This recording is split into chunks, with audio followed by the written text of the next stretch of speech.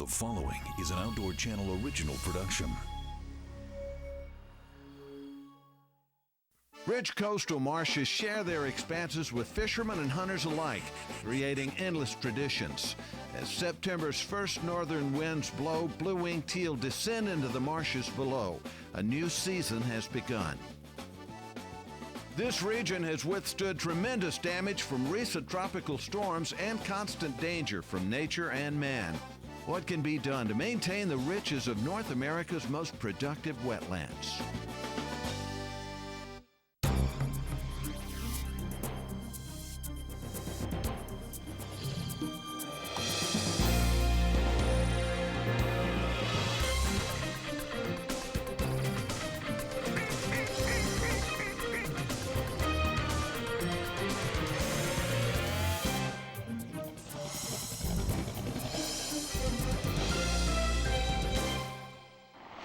Ducks Unlimited, brought to you by Midway USA. The tidal marshes and intercoastal waterways along southern Louisiana's Gulf Coast have provided a way of life for centuries for these rural communities. As man has expanded his footprint into this region, Ducks Unlimited has made this vast wetland one of its top priorities in its conservation initiatives.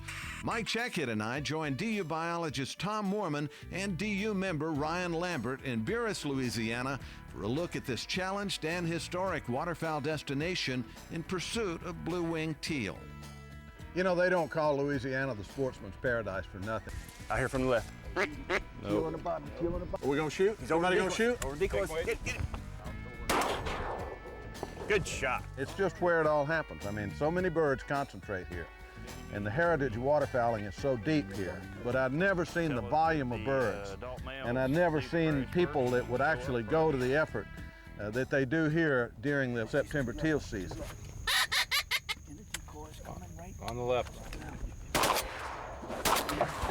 Yep. Good shot. Woo! There we go. I love Louisiana. Buras, located in southeastern Louisiana along the west bank of the Mississippi River, is where we join Cajun Fishing Adventures, a highly popular destination for both fishing and waterfowl hunting, including for blue-winged teal that congregate here in early September as they migrate down the Mississippi Flyway. When you think about teal hunting, particularly blue-winged teal, early season, the marshes in southeast or southwest Louisiana is where you're going to want to be. I just really enjoy teal season because it's the first shot at the birds. Get the rust off your shooting, get the rust off the dog, something I've always enjoyed. That's a teal. That's a teal. That's one.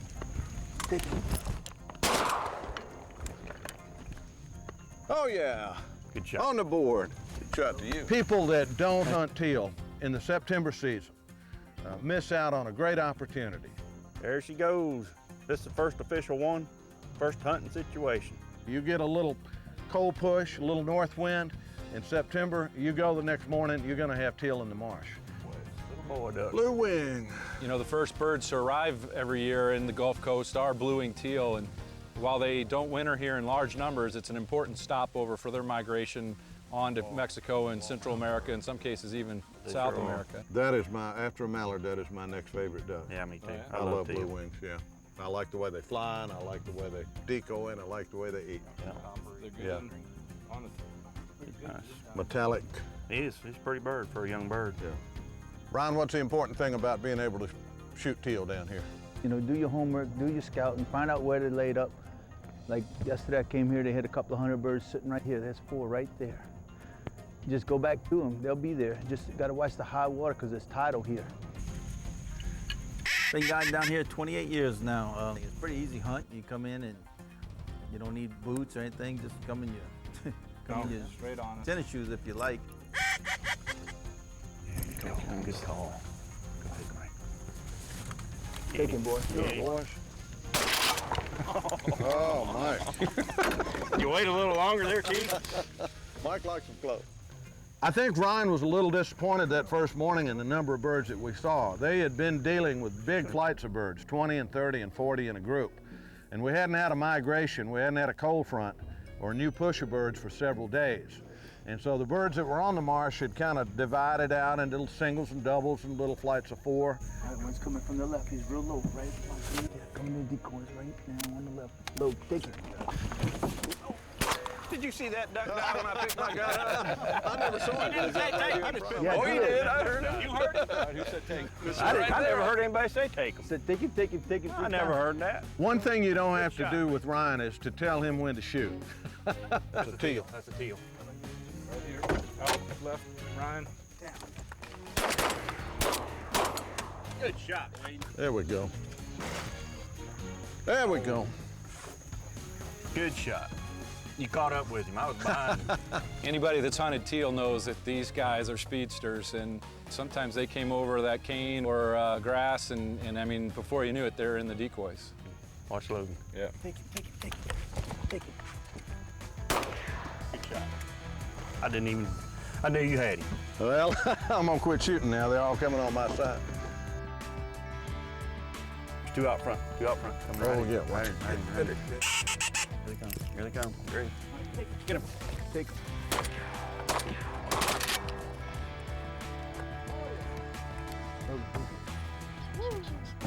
You got any pellets in these shells you gave me?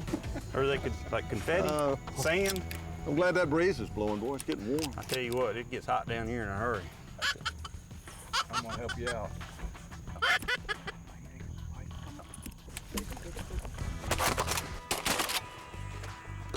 Good. I thought you said I was shooting. Well, I don't know. I think I did. You did. You got him before I shot. I did. I was a little disappointed in the fact that we didn't have the flocks of 10s and 20s and 30s like we've been seeing, but you know, it's hunting. Okay, you know what's gonna happen now. We thought it was great. We were getting plenty of shooting. And, everybody got to take his turn and watch the dogs work, and just a great shoot. Ducks Unlimited, brought to you by Midway USA. Just about everything for hunting. And by Auto Vent Shade. Lets fresh air in, keeps rain out.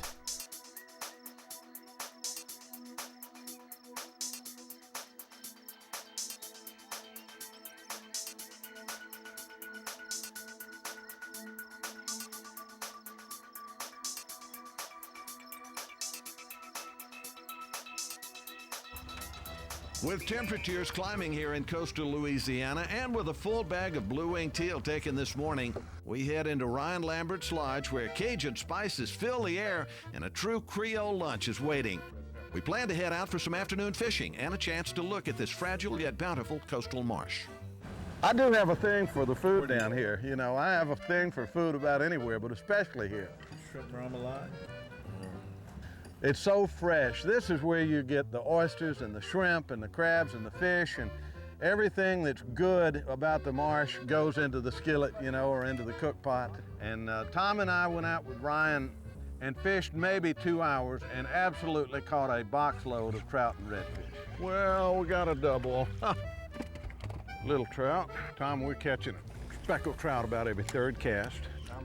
The Mississippi River carries down water from roughly 40% of North America. And almost all of that water comes from the breadbasket of North America. So it's so fertile, so rich. It carries sediment and nutrients that build all of this marsh. And those nutrients are responsible for all of this life, all the wildlife, this great fishing, the shrimp, the seafood, all tied to the big river. Ryan Moore runs one of our cameras, and Ryan was fishing out of the back of the boat. And all of a sudden we heard him grunt, and we looked back and his pole was bending toward the water and he was hanging on for dear life. Yes. Oh man. Woo, woo. And he was 11 or 12 pounds, just a giant redfish. Woo. Good deal. You come down here and you just put all your cares away and you go out and have fun. And that's really why I love to come here, besides the food. Before dawn breaks, we head back across the mighty Mississippi on morning 2, where precise knowledge of navigation and tides are critical into making it into the sacred backwaters where blue wings sizzle above as we settle in to hunt. You know, I'm a magazine writer first and foremost, and I like to tell stories, and this whole hunt has just been a good adventure. We start out at the boat ramp in the morning, an hour before dawn, and we take out across the Mississippi River. You know, now that's adventure in itself. So we transferred over to the blinds. threw out maybe 18 decoys, had a bunch of natural vegetation. We started sticking this up around the blind, and we really were hidden extremely well. We absolutely blended into the marsh, and we did not have birds flare. Oh! Good job, Ryan. Slow on that one. Got in too close on you. Yeah, he did. Here come two more. Okay. He's on. Do it now. Woo! Oh, man. Whoa. How about that? You know how to save shells. Good shooting. I don't think I've ever hunted in a blind with anybody that's a better naturalist than Tom Moorman. What affects the quality of the marsh from year to year? Down here you need steady supply of fresh water from the river that brings in nutrients. It's like a self-fertilizing system with the river flushing through here. If we were to go west of here, you know, the river used to affect all those marshes, hundreds of thousands of acres before it was levied. Well, that fresh water can't get into that system now, and so salt water has invaded way north, and it converts to open water, and that's some of the area where we're losing, you know, 18,000 acres a year. And it has to be restored soon if we're going to maintain what we have at least. Wetlands loss along coastal Louisiana makes this area one of Ducks Unlimited's 5 highest priorities for conservation in North America. Since this show was filmed, the oil spill off Louisiana's southeast coast threatens the cultural foundations of this region. Ducks Unlimited has been working to restore and conserve the vital Gulf Coast ecosystem for more than 20 years. DU stands ready to assist in the effort to rebuild this treasured environment and help the resilient people whose lives are so intertwined with the marsh and the outdoor lifestyle.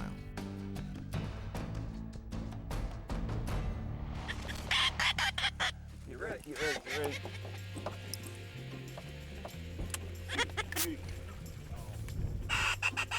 Oh. Coming around. Yeah. Good call.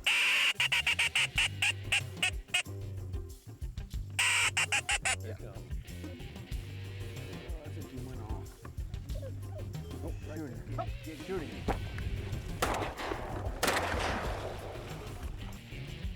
Go, big dog, go! Took a couple. Here comes one. Out front, low over the rosos. Here he comes. Take him, take him, Mike. take him.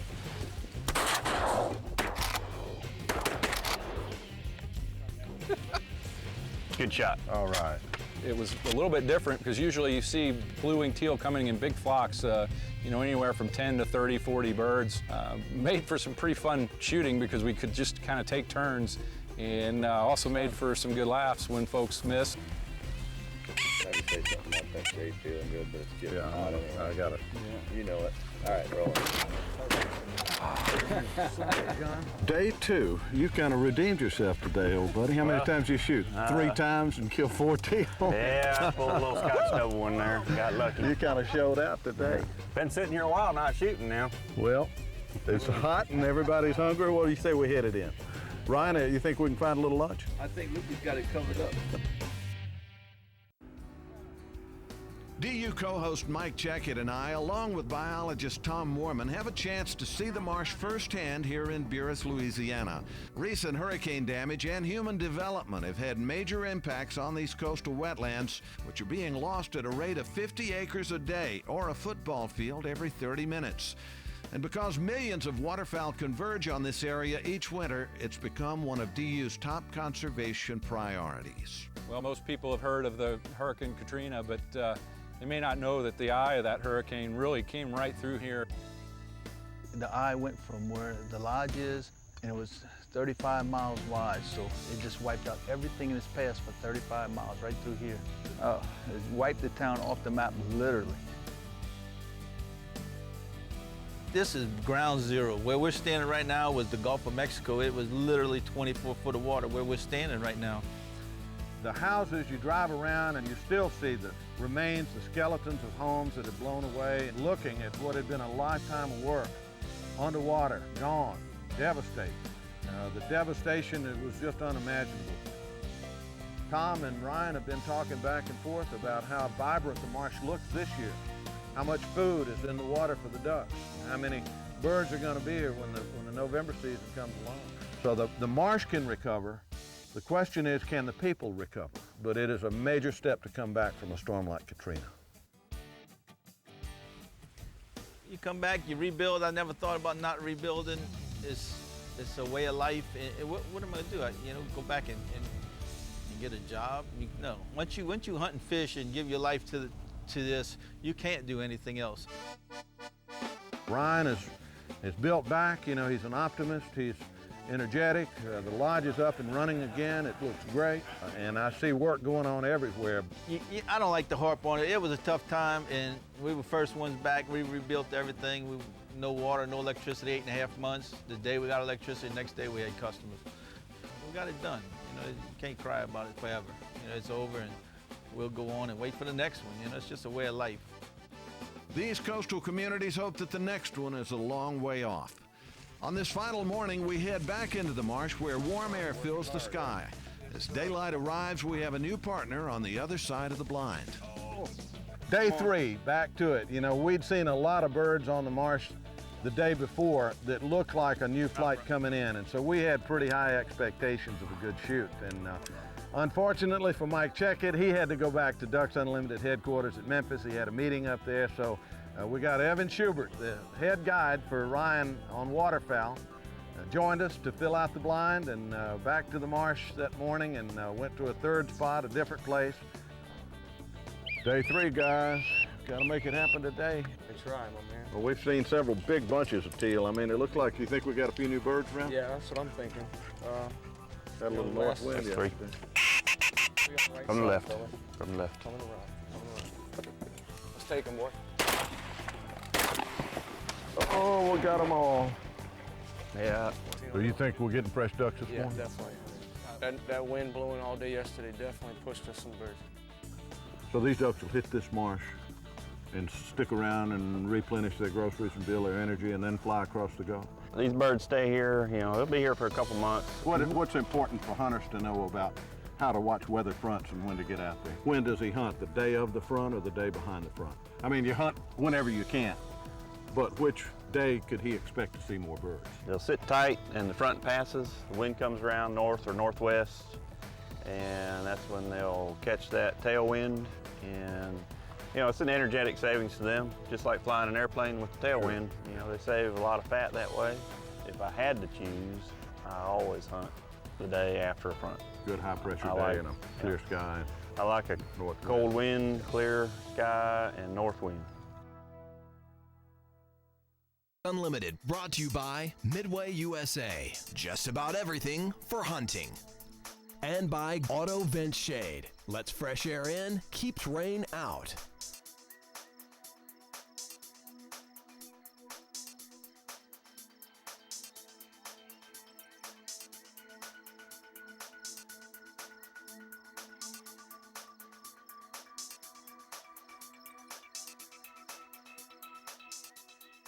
As an early September front arrives from the north in the night, focus is on new flights of blue-winged teal on our final morning hunt in Louisiana.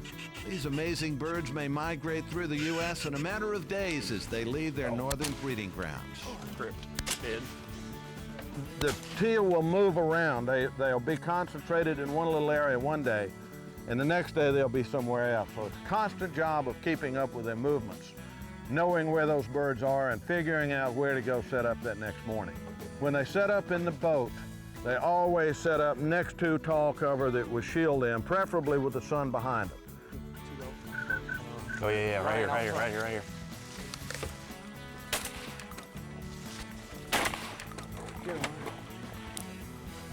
I can't see. My glasses are fogged up. No, just what I couldn't see. And we're thinking this is going to be that day of days.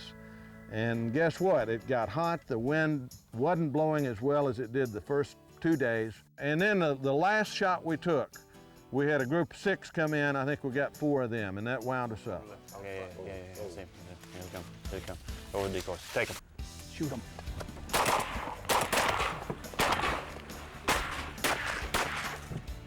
One got away.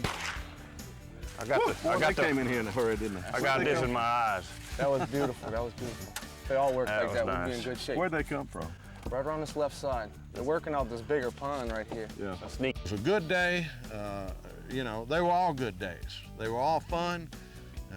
It's fun to hunt with professionals that know what it takes to take the conditions that they're handed, that do their scouting, that have the right equipment, and put all those things together. You're going to get some shooting. You're going to have a good time. It's a comfortable hunting and fishing trip. No rough water, all shallow stuff. This estuary in which we live on the Mississippi Delta is a true national treasure. All this whole marsh pond is full of this plant. This is naas. It's a freshwater plant. Birds eat these leaves. They eat the stems. And this plant supports a whole bunch of invertebrates, snails, midges, all kinds of things. So basically this is the duck groceries for these coastal marsh ponds. This is one of the best waterfowl foods that you're going to find in the fresh marsh in coastal Louisiana. This pond's got more of it than I think I've ever seen anywhere, so I will predict that they're going to see some ducks here this winter in a big kind of way. Hey, you weed doctor, let's get back to work. We got decoys to pick up. Being outdoors in the coastal wetlands, so much happening, so much wildlife to see, and it's part of America. And we need to get everybody behind it to get this system restored and back to what it once was.